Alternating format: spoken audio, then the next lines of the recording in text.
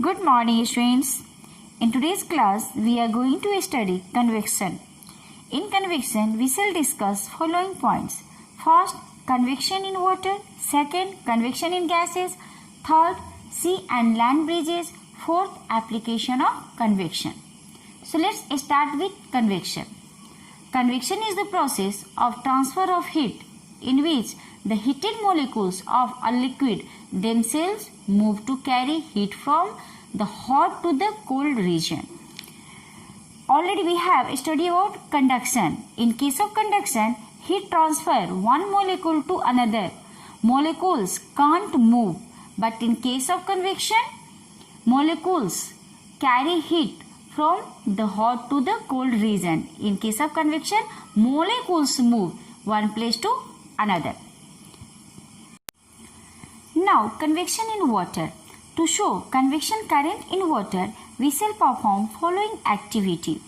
To perform this activity, we require some materials like beaker, water, crystal of potassium permanganate, etc.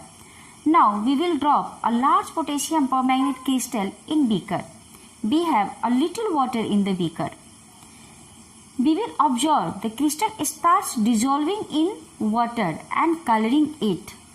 Now, we will pour more water into the beaker without disturbing the crystal. Now we will heat the water using a very small flame just below the crystal.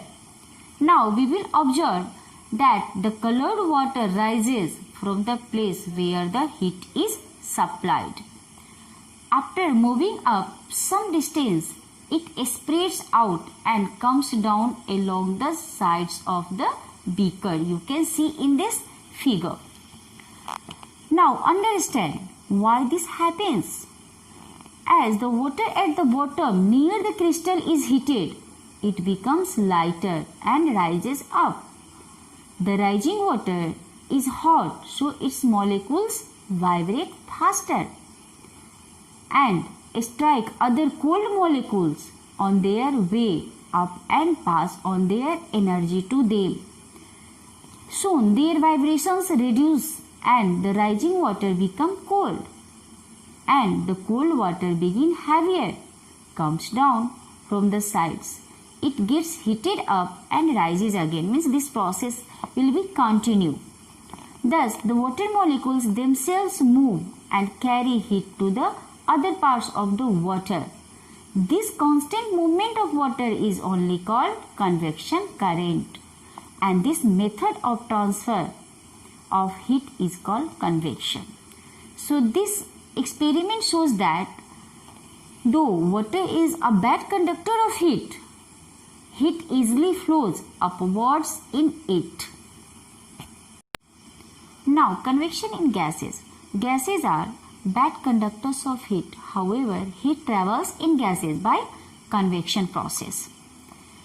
Now we have to show an activity, convection current in air. So for this activity we have to take first of all a rectangular glass box with two holes in its top. Fit two wide glass tubes to form chimneys. Now we will put a lighted candle below one of the chimneys. Now we will hold a smoldering piece of paper at the top of the other chimney. We will see smoke entering the box through the chimney and then gets heated up by the candle and comes out of the other chimney. As the air above the candle gets heated, it becomes lighter and rises up. It is placed by fresh air sucked in from the other chimney. The smoke is sucked in along with air and sets the convection current shown in the box. Now sea and land bridges. Actually sea and land bridges are convection currents. So let's see how they are produced. As we know that water has a higher heat capacity than land. This means that water takes a longer time to heat up than the time taken by land. It takes a longer time to cool down also. So during the day, land heats up more than water. The air over the land becomes hotter and lighter and rises up. The air from the sea, which is cooler and heavier, now rushes to take the place created by hot rising air. Therefore, a sea breeze blows during the day. You can see in this figure how sea breeze blowing towards land. Now, during the night, land loses heat faster than water and becomes cooler. The air over the sea is now warmer, just opposite.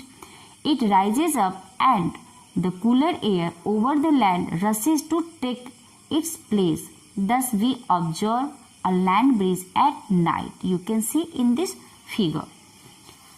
Generally, in coastal areas, the breezes flows from the sea towards the land during the day and from the land towards the sea during the night. Now, applications of convection. First, on a hot summer day, air conditioners are used constantly. The process of cooling air in air conditioners employs the very principle of convection only. The air which is cold is released by the air conditioners. Now, this cold air is denser than the warm air, and hence it sinks. The warm air, being less dense, rises and is drawn in by the air conditioner.